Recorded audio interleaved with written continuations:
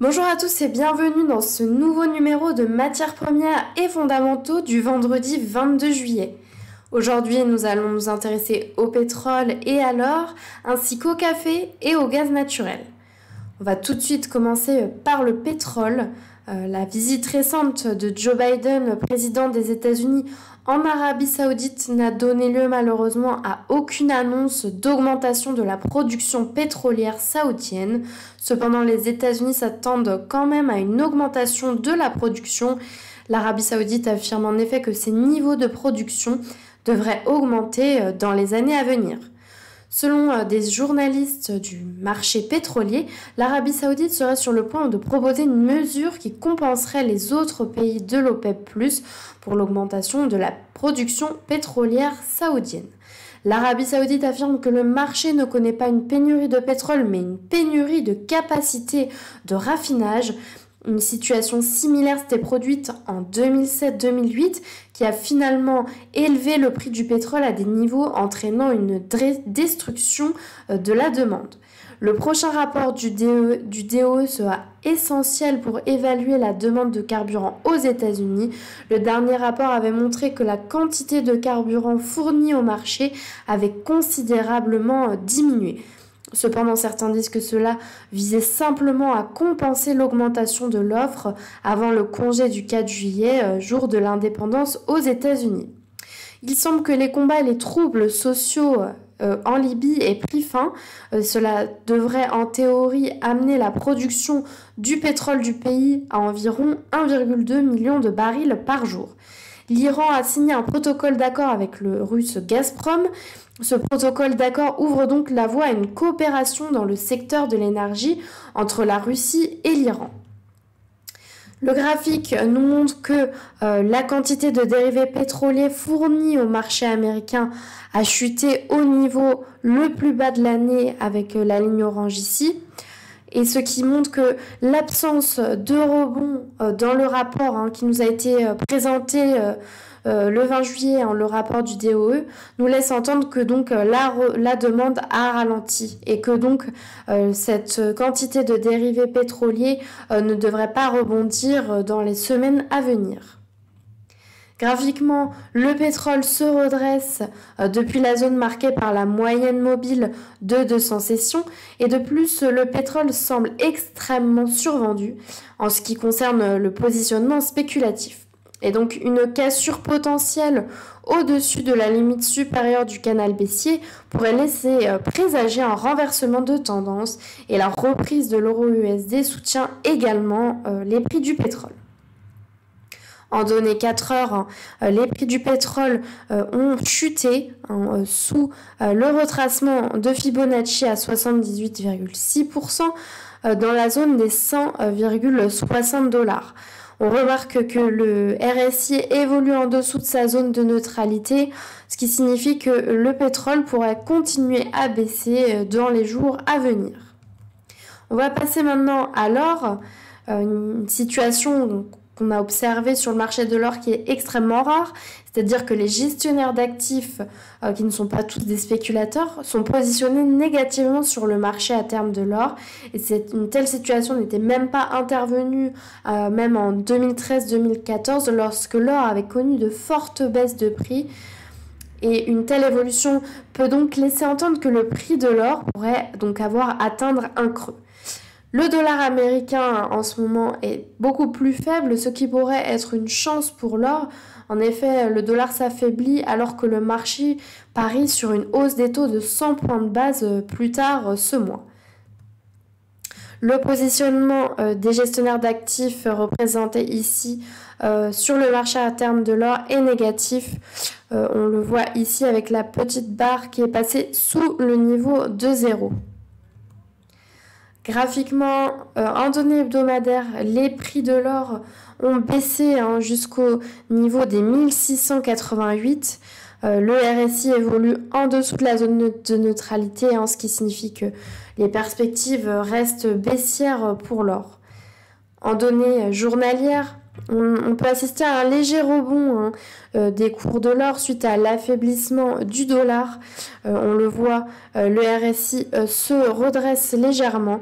Toutefois, il y a le nuage Ichimoku ici en orange qui reste un obstacle technique majeur pour les prix de l'or. Passons maintenant au café. Les stocks de café qui continuent de diminuer et qui ont atteint leur plus bas niveau depuis 1999. La faiblesse potentielle du dollar dans un avenir proche, comme on l'a évoqué tout à l'heure, avec une hausse potentielle de 100 points de base, devrait soutenir les prix du réal et du café. La Niña continue de menacer les récoltes au Brésil et en Colombie, ce qui pourrait entraîner une baisse importante des stocks. Donc la Niña est un phénomène climatique qui refroidit les eaux à la surface de l'océan dans le Pacifique équatorial et a donc le pouvoir de perturber la météo dans de nombreuses régions du monde. Peut ainsi multiplier les tempêtes tropicales et les ouragans, ainsi qu'assécher des parties du monde comme l'Afrique de l'Est, la Californie ou encore le sud du Brésil.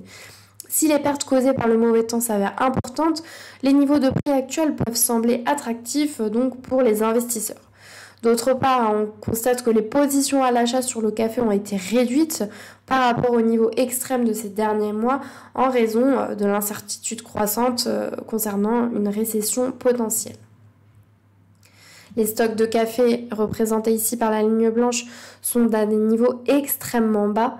Et donc si la récolte de café s'avérait être mauvaise, il pourrait y avoir une pénurie de matières premières pour approvisionner les bourses, ce qui pourrait donc entraîner une hausse des prix. Et une situation similaire s'était produite l'année précédente sur le marché de l'aluminium et du cuivre. Donc en données en minutes, sur le graphique du café, on peut remarquer que les prix ont effacé certaines pertes de ce mois, mais les perspectives de consolidation actuelles indiquent toujours la possibilité d'approfondir le mouvement baissier, comme on peut le voir avec le pattern ici. Et le positionnement n'est plus extrêmement élevé, mais les nouveaux acquéreurs se font plus sentir.